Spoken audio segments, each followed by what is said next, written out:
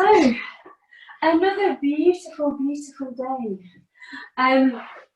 So we're going to do a yin session now, and you might want to have a bolster cushion if you've got one. If you don't have a bolster cushion, you could just grab a pillow off your bed. That might work, or a pile of cushions, maybe just a big chunky blanket that you could use for this practice. And the practice that we're going to do this evening, nothing massively challenging. That's not true, actually. It depends how far you take it.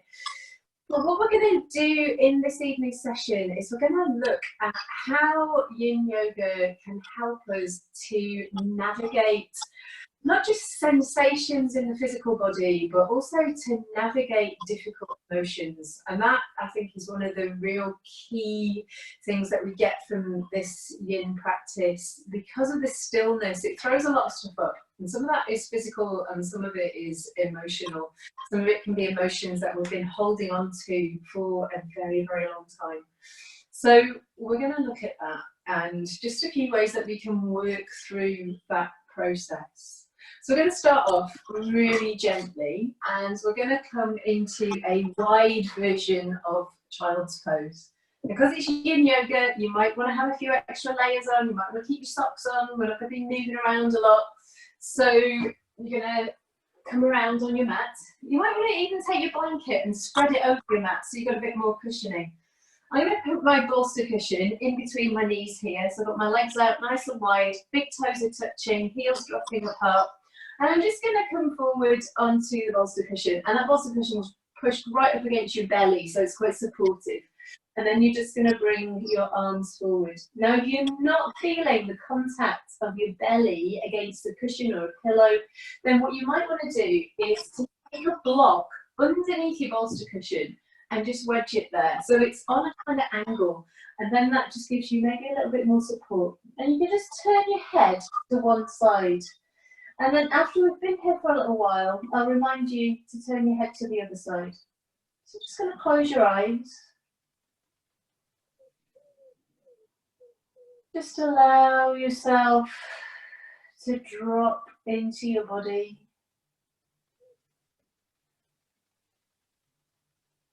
Letting go of your day, letting go of that feeling of momentum. Maybe rushing from one thing to the next. It's amazing how easy it is to fill these long, isolated days. Just allowing yourself now to have this little bit of quiet, still time, really connecting with your physical body.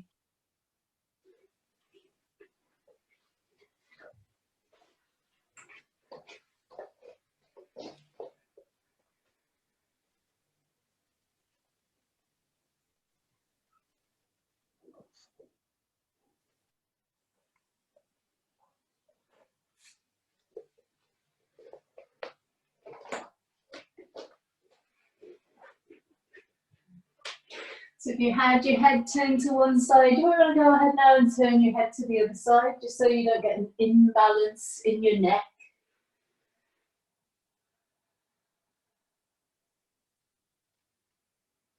Just feeling the support of the cushion against your belly. It really feels quite nurturing. It's like being held.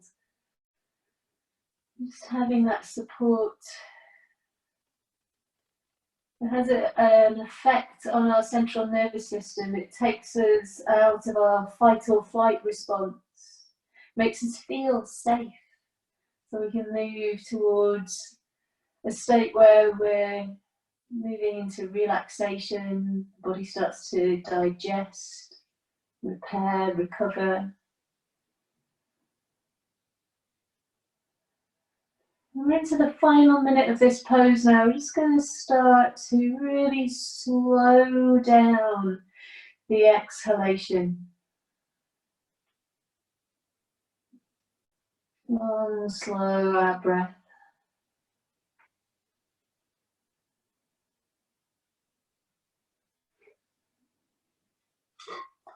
Allowing your awareness to slide all the way down to the very end of each out breath.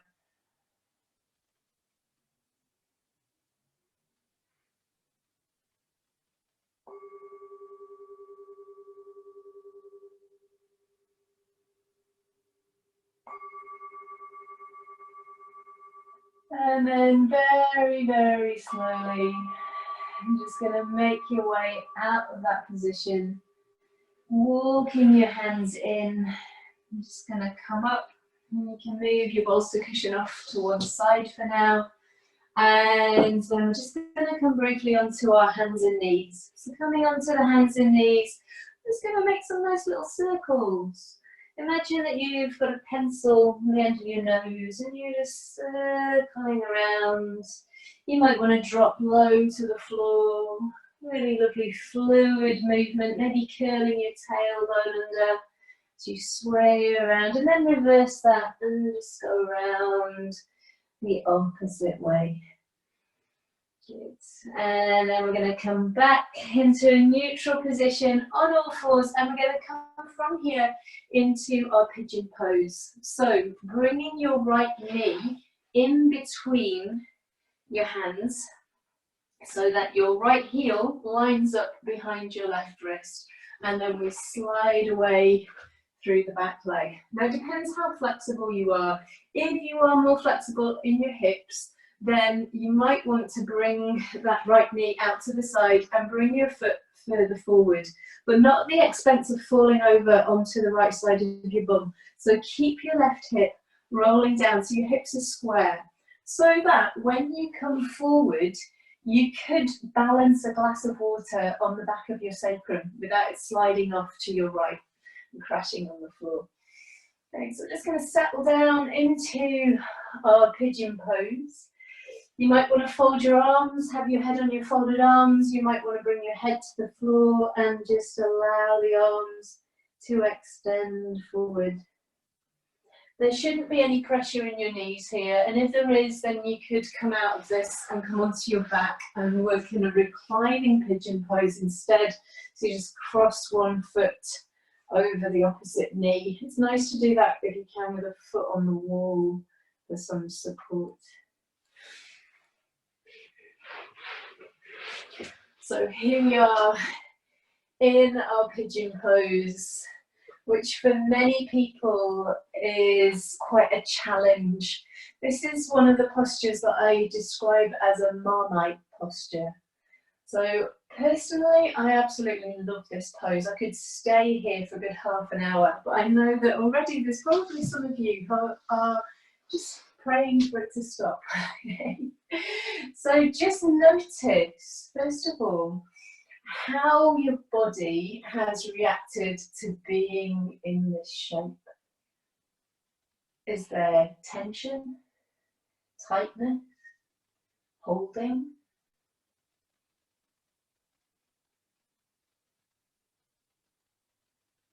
And we've spoken over the last few weeks, so we've been doing these yin classes, about how we can use our breath to navigate sensation. So you're scanning through the body with the inhalation, just noticing what you find.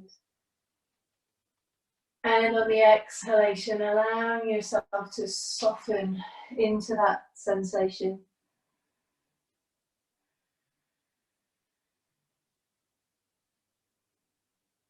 Feeling any tension melting away.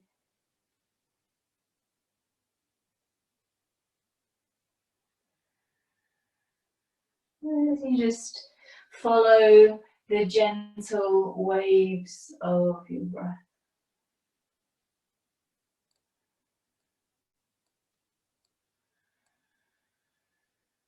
Those of you who are familiar with it, you might be automatically starting to do that subtle Ujjayi breath. So just feeling the breath as it passes over the back of the throat. And by focusing on the sound, it really does help to take you deeper.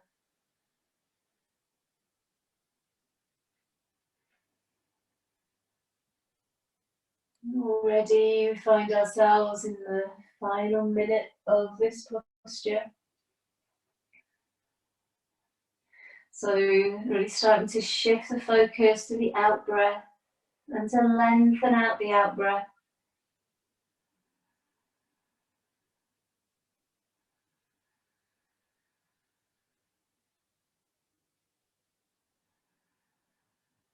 Notice when the body starts to tighten up and just see if you can continue to let go right to the very end of the hold.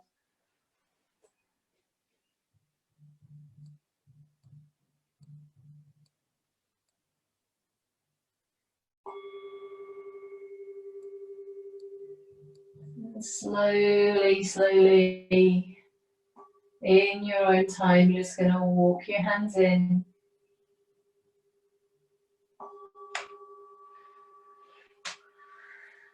Bringing yourself out of that position, just slide the right leg back.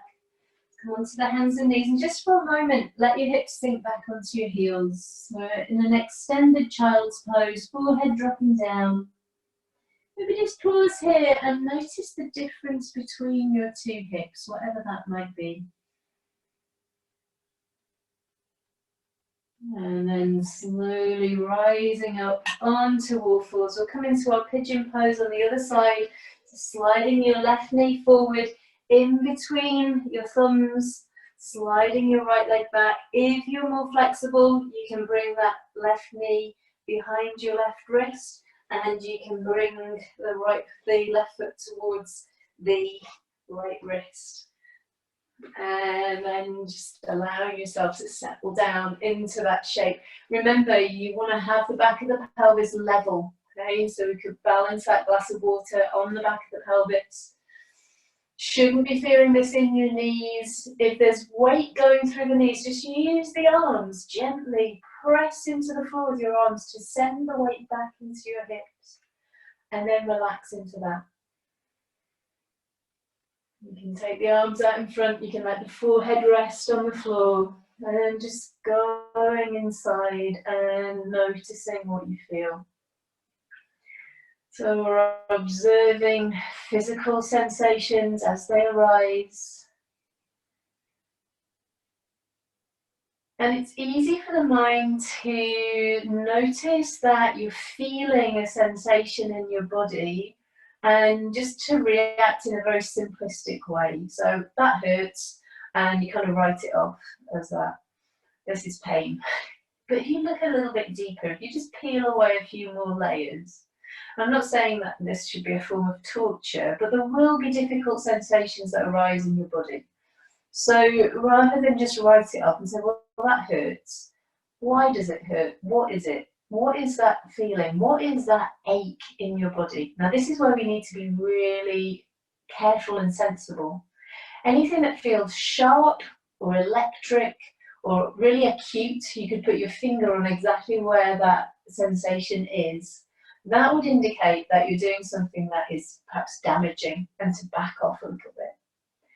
But when you experience this kind of general, dull, achy sensation in the body, and it's spread perhaps over a wide area, and again, it can be really, really intense, but can you breathe into it? Can you just dissect it a little bit? What is that sensation? Exactly where is that sensation? Is it soft? Is it hard? Is it warm? Is it cold? Just explore it. Looking at it with a fresh mindset. And still just allowing yourself to relax into it, to release it, to let it go.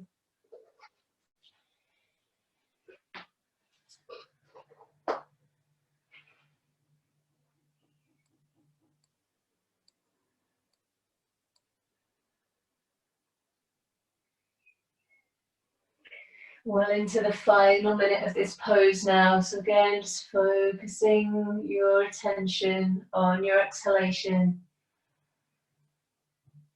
Letting your awareness slip all the way down to the very last whisper of each out breath.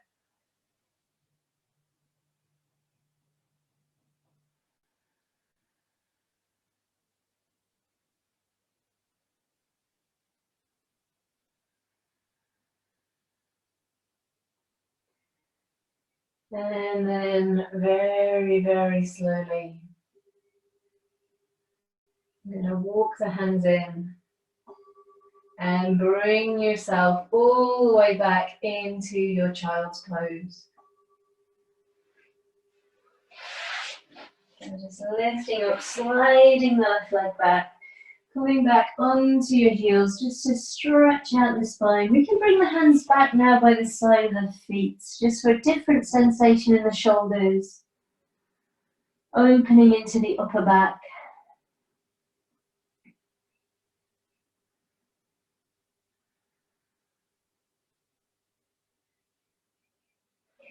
And then we're going to slide the arms back out in front. We're going to come forward onto the belly. So just resting down onto your belly. And we're going to work in one of two ways. Either you can be as I am in what we call Sphinx pose. So I'm just on my forearms here. My hands are slightly wider than my elbows, so they're slightly turned out in the hands. And just allowing, instead of pressing the forearms and drawing the shoulders down, just allowing the belly to hang. If you are a little bit stiff in your lower back, you might want to have the arms further forward. If you're more open in your lower back, then please feel free to straighten the arms into what we call seal pose. Again, the hands are slightly turned out. We can let the shoulders ride up by the ears, that's fine. And if you're really flexible in your spine, then to go ahead and walk the hands a little bit further back if you want to do that. And once you've found the position that you want to be in, then just let yourself be still. So you're exploring, you're finding the edge of your range of movement. And then just allowing yourself to drop into that shape and to become still there. Closing your eyes and looking towards your inner landscape. When we work with back bends, especially when we're working into poses that open up into the psoas muscle, into the front of the hips, that's where we can store a lot of emotion. And when we start to open these areas up, often those feelings and emotions are released. So just noticing what you feel. So there's 4 stages to this process. And the first is simply to recognize the emotion, just to recognize that you're feeling something. And we usually are, and we usually don't notice. We just carry on blasting through our day without picking up on these emotional subtleties.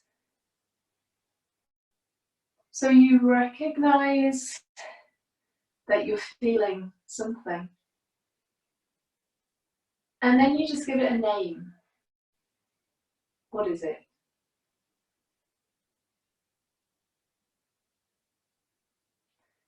Is it anger, frustration, irritation, boredom often if you're new to this style of practice? Or is it a sense of joy and bliss? Whatever comes up for you, just give it a simple name.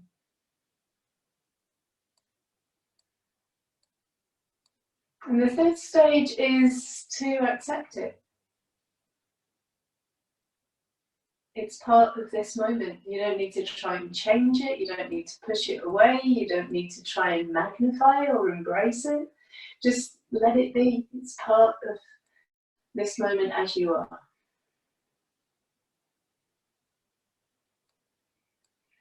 And the 4th stage, just like we did with the physical sensation, is to investigate that feeling, that emotion. To look at it with fresh eyes, with a new perspective. Don't get too lost in that. Don't try and psychoanalyze yourself. Look for too many reasons why. Drop any kind of judgment.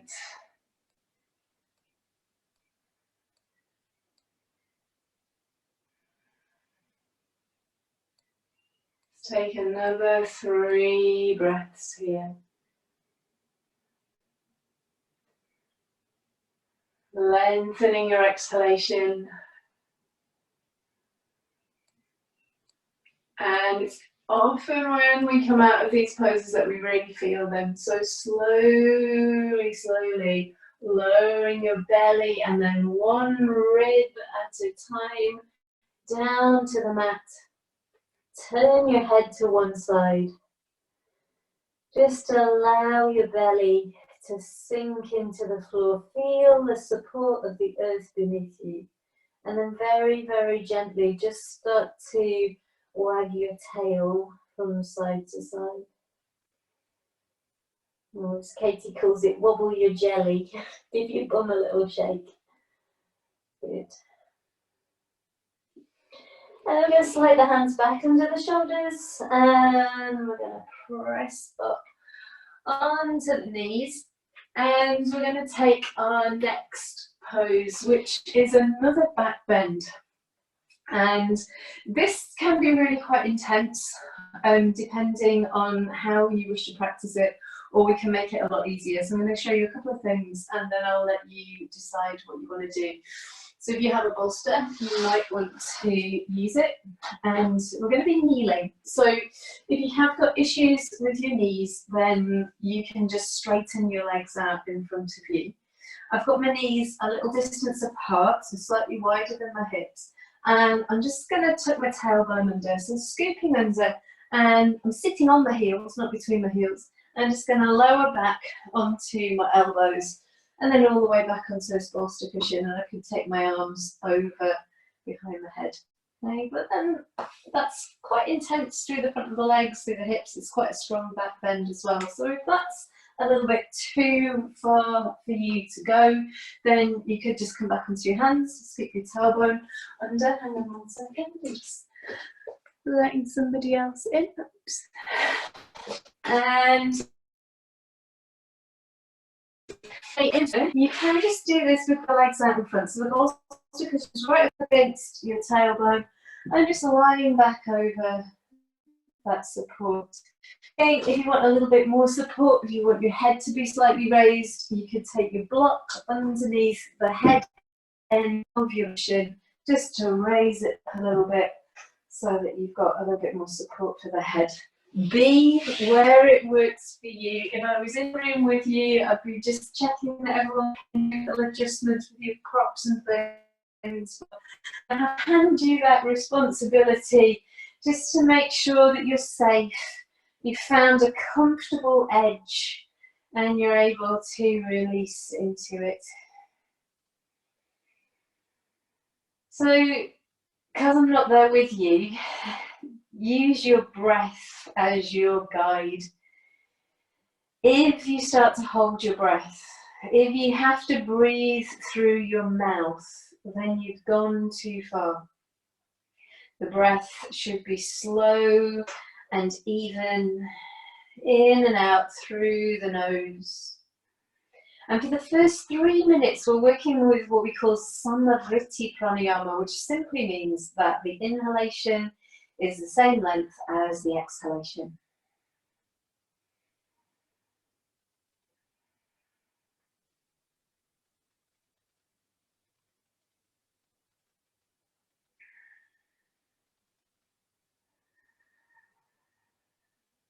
So noticing where you're holding in your body. Are you gripping with your bum cheeks? Are you holding tension in your belly? Can you surrender your weight completely to the earth, to the cushion?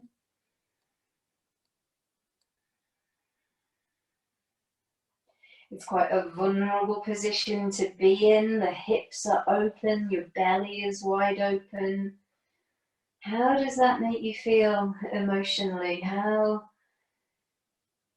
What emotions do you notice rising up as you hold in that shape?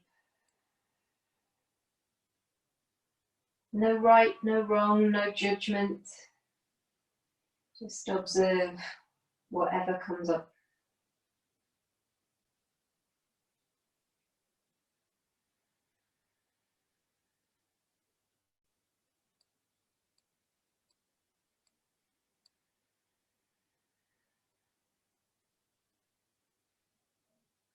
So you're acknowledging, just giving it a name,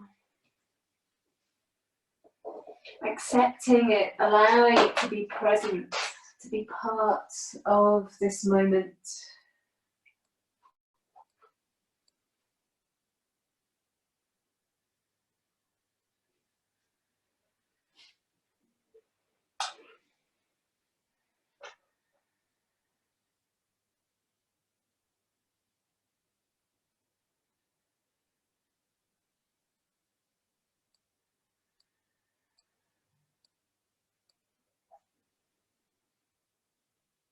And allowing yourself to investigate whatever comes up with fresh mind.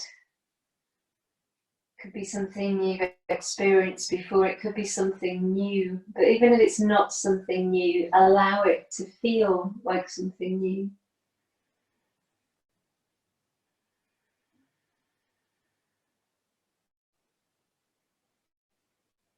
Often easier to give advice to friends and loved ones because we're removed from their situation. And when it's our own stuff that comes up, it's difficult because we're in it. It's like the difference between sitting on the riverbank and watching the river flow and falling into the river and being swept along by it. So you're trying to drag yourself onto the riverbank and just to sit back and just to let these thoughts, these feelings, these emotions, these sensations flow past you whilst you work on cultivating this observer consciousness. So when a thought, a feeling, or emotion comes up, you're looking at it with a kind of, oh, isn't this curious kind of mindset. Let's come out of here now, just slowly bringing yourself up firstly onto your hands, onto your elbows, sorry, then up onto the hands, and we'll just come back into that kneeling position.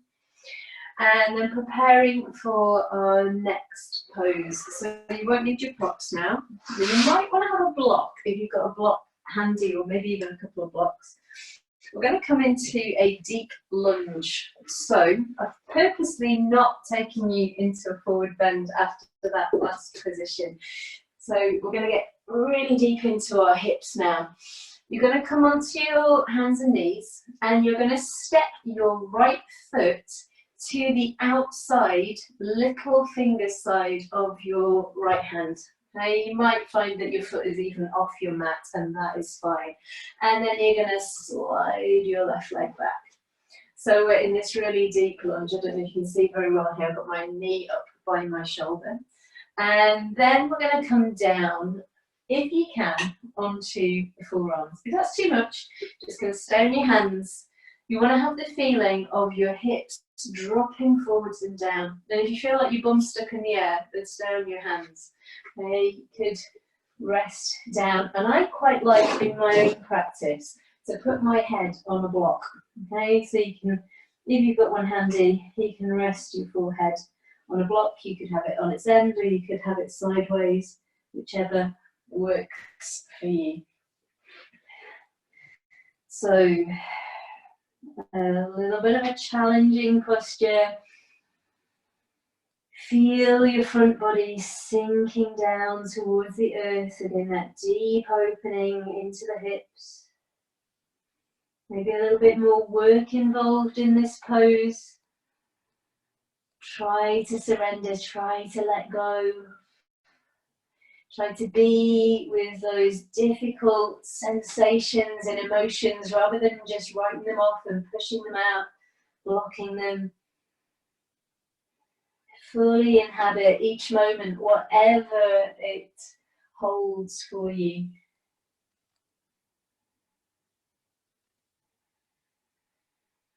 Use your Ujjayi breathing here to support you in this pose.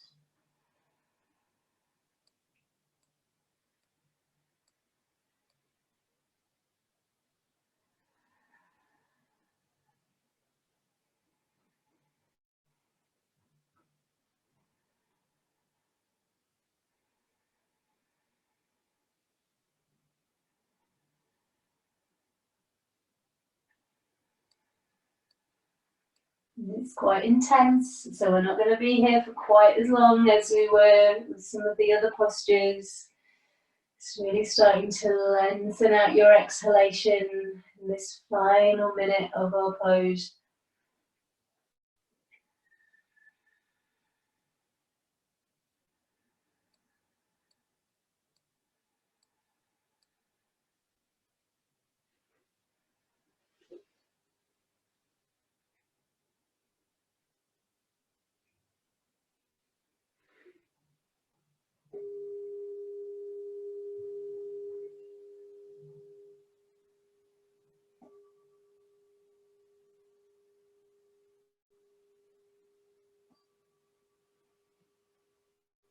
Slowly walking your hands in, shifting your weight back into your left knee. Just slide your right leg back, coming onto all fours. Just have a little wriggle, wag your tail from side to side, just to release into your lower back.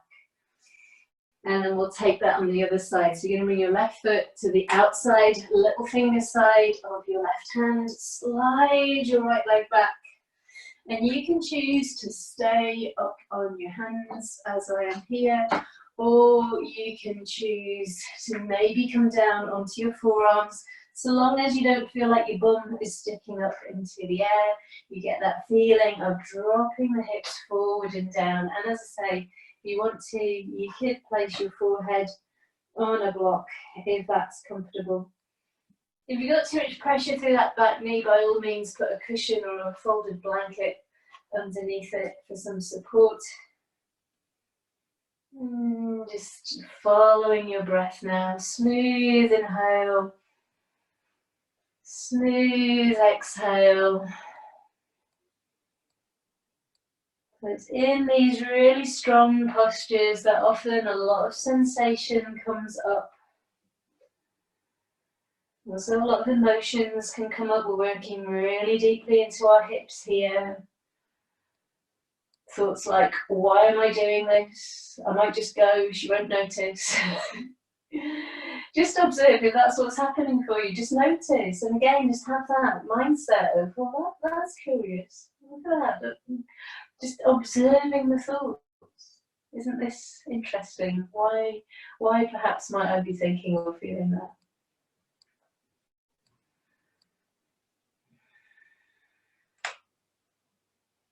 Or maybe your mind is a deep, still, tranquil pool. And that's another observation that you might be making.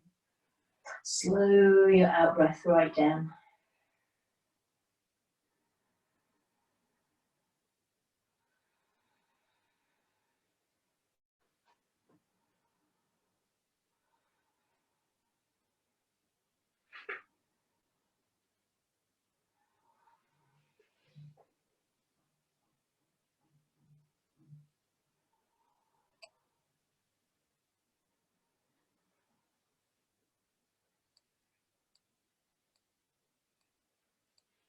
And as we come into the final minute of this pose on this side, lengthening the out-breath even more.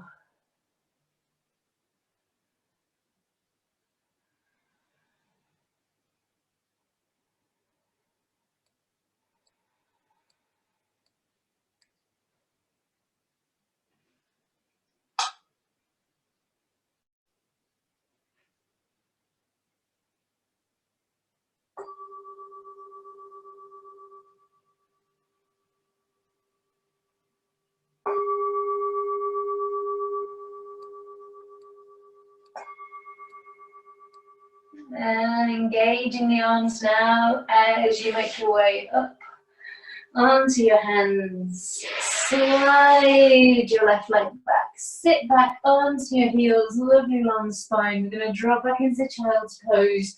Walking the arms out in front. Let your head drop down. And then we're going to walk the hands across to the right. Little steps with your hands. Left sit bone stays back on the left heel. So walking your hands as far as you can. And when you've gone as far as you can, stack your left hand on top of your right hand and just be in that shape.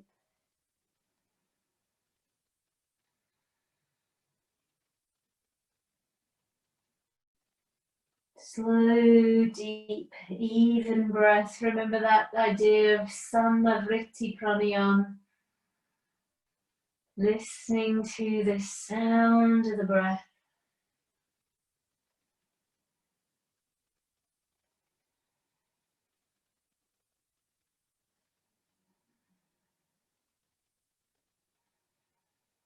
And then we're going to slowly walk the hands across to the other side, just little steps. Right hand stacks on top of left, right sit bone sinks back to right heel. Breathing into your right ribs. Slow, deep, even breath.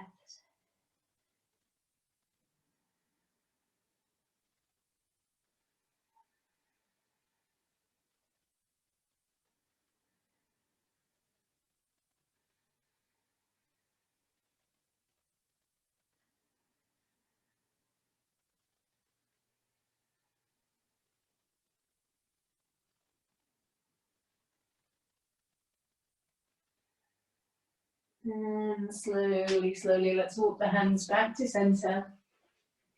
And we're going to come up and we're just going to come around into a seated position.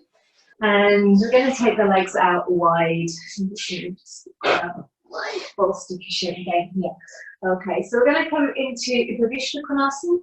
And for this, you're going to make sure, first of all, that you're sitting on your sitting bones, sitting towards the front of your sitting bones. So you're just going to get hold of the fleshy part of your thighs, hold of your bum cheeks, pull them out behind you as well. So you're sat towards the front of your sit bones.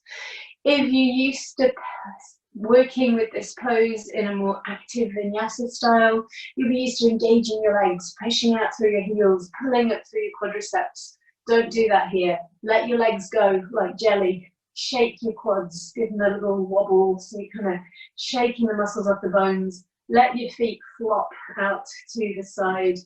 And you might want to use a bolster. You might just flop straight down to the floor. You might want to pad underneath your bolster with a block or a stack of blocks to give you a little bit of additional support.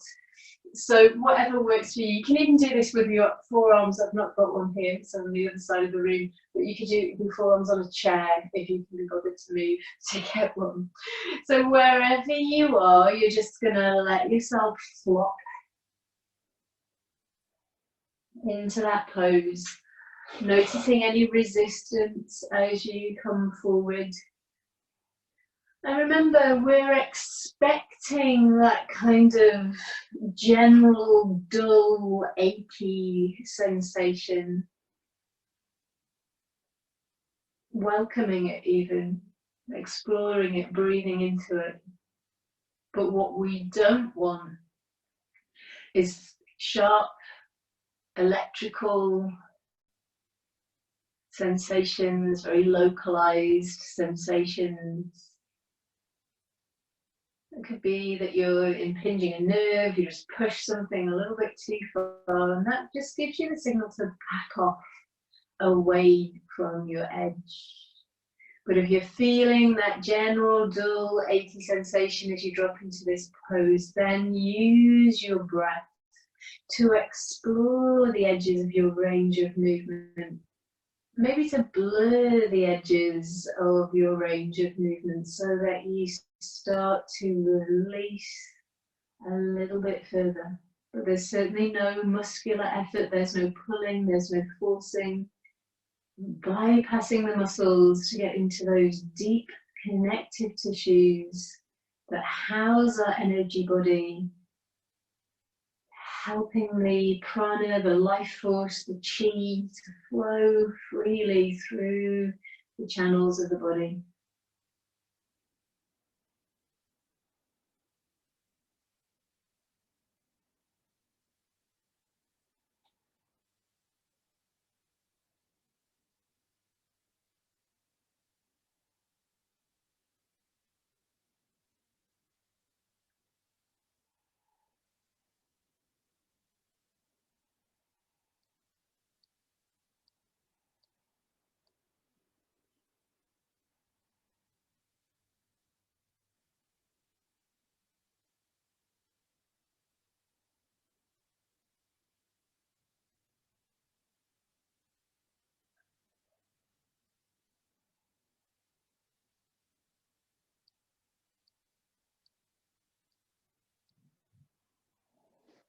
And each time your mind wanders, just noticing, where did it go?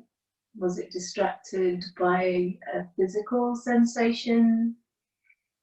Was it distracted by a feeling, by a thought? Just recognizing, giving whatever it was a simple name, accepting it as part of this moment.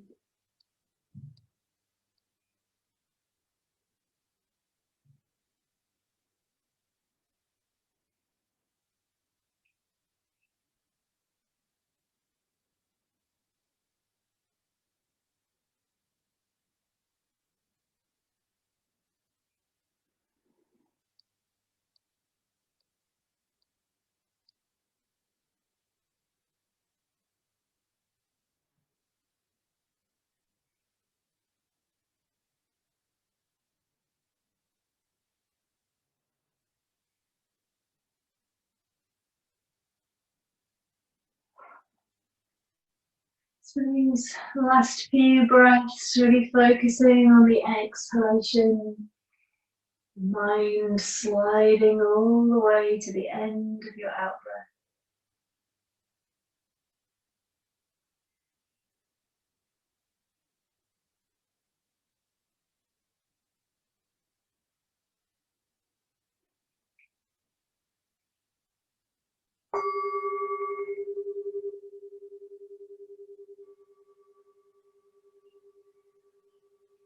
And slowly, slowly making your way up. And you're just going to bring your legs in. You're going to cross your legs. And I'm just going to pop my bolster cushion off to one side. While you're sat with your legs crossed, bring your hands onto your knees. You're just going to round the back, drop your chin to your chest. And then draw the heart forward, lengthen the spine. So it's kind of like a cat-cow movement, but in a seated position. One more time. Good. And relax. Okay, so I've got my bolster cushion to my side here, and I've got my legs crossed. I'm going to take the leg that's furthest from the bolster cushion and I'm going to fold it back. So my foot is behind me here. I'm going to come into a twist. Now, this is called deer pose, and it's like a continuation of a posture called Bharadvajasana, which we worked with. It's quite a strong twisting pose. We worked with it, I think it was last week. Time just doesn't make any sense anymore.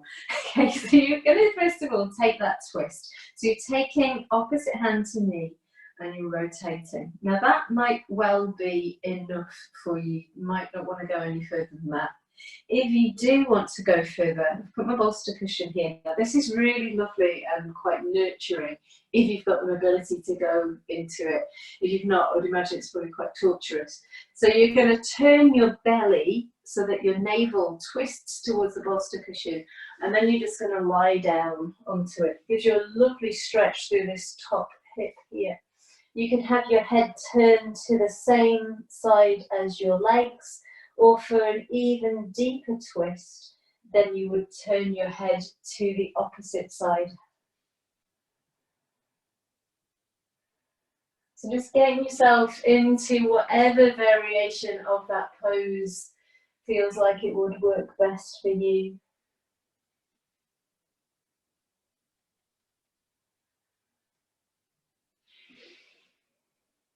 Like a sleeping deer, surrendering to the earth.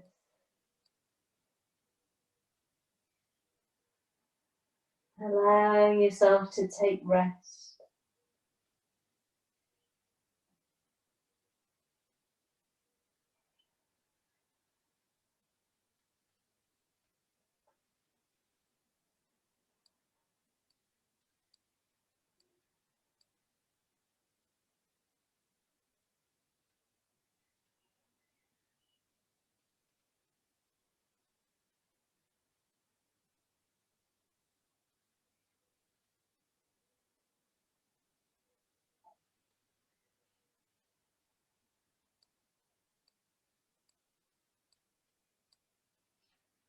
Each time that you notice that your mind has wandered, don't judge, just notice, just observe, recognize, name, accept, and allow yourself to investigate.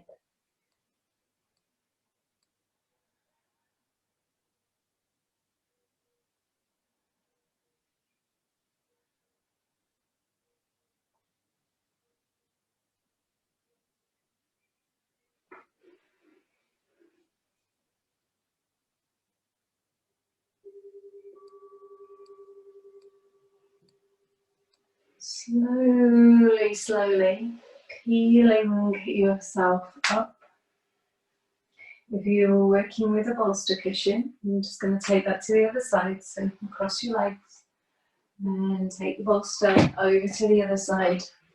Little shuffle on your bum, and then fold that back leg behind you, so tucking your foot in. You might want to stay up here in that twist. It's still quite a lovely twist for the spine, or if you want to take it into that deer pose, rotating your navel towards the center of your bolster cushion as you come forward. Again, you can have the head facing the same way as the legs, or the same side as the legs, or for more of a twist, you can turn your head to the other side.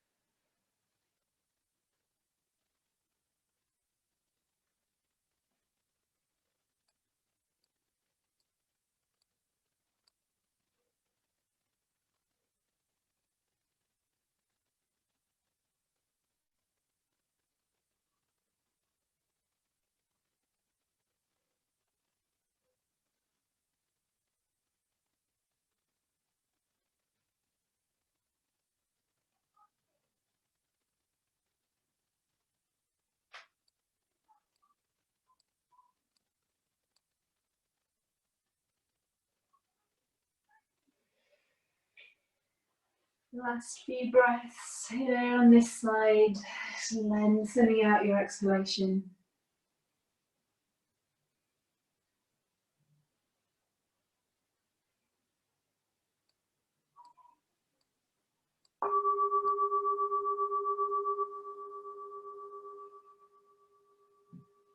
And slowly, slowly inhale as you bring yourself back up. Okay, so to finish with this evening, I'm going to suggest that we come into a forward-facing Shavasana. I really like this, and if you don't, then do please feel free to lie on your back. I'm going to use the bolster cushion. I'm going to use the bolster cushion underneath the front of my hips, and having the bolster cushion in that space, supporting the front of the hips, is really nurturing. Again, it's great if you feel scared or frightened. It works with that fight or flight response to allow those deep psoas muscles to release. So I'm going to bring myself around onto my belly. I've got the bolster cushion underneath the front of my pelvis. It shouldn't feel uncomfortable in your lower back. Just allowing the heels to drop out. Let's move that out of the way. And then you can either fold your arms and have your head, so your forehead is resting on your folded arms, or if you prefer, you can have the arms out to the side, maybe turn the head to one side if that feels comfortable. If you really don't like being in that position, then you can lie on your back with maybe a rolled up blanket, or a bolster underneath the back of your knees. Whatever position you choose, just allow yourself now to surrender completely to the support of the earth.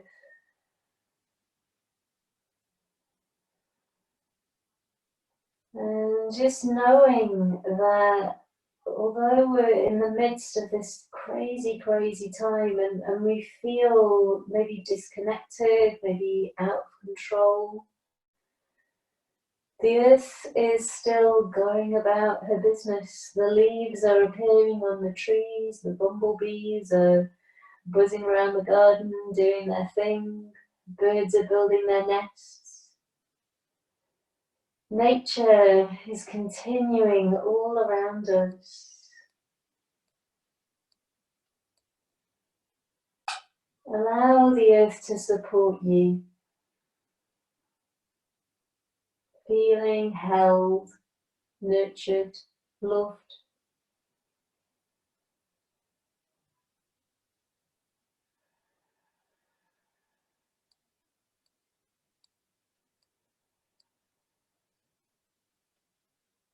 If you've been lying with your head turned to one side, you might want to switch it to the other side now.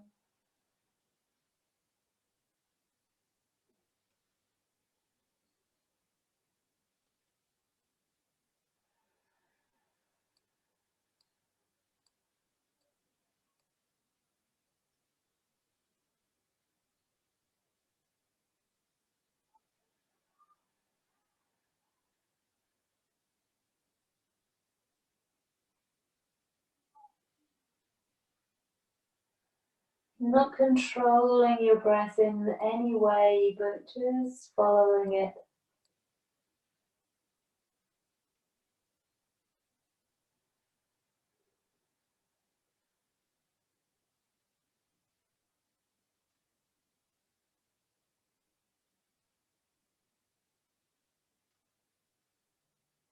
Again, just as nature is unfolding around us, the breath is a constant.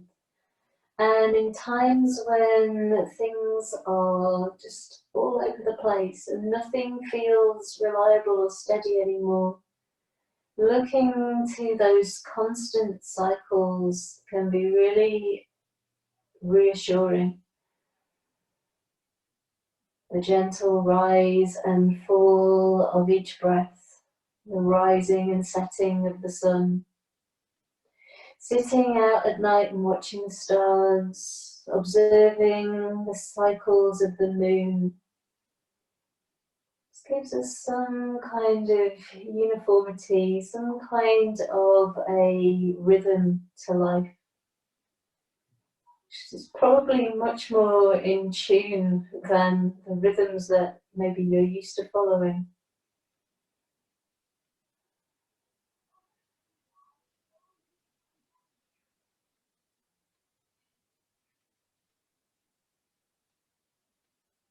Noticing sounds around you now. Noticing the space around you, sensations in your body, variation in temperature. Starting to come back into your body, wriggle your fingers. Maybe tuck your toes under and push back through your heels to activate your legs. And then sliding your hands back, and you're just going to lift yourself up onto your knees and just stretch back into your child's pose one last time.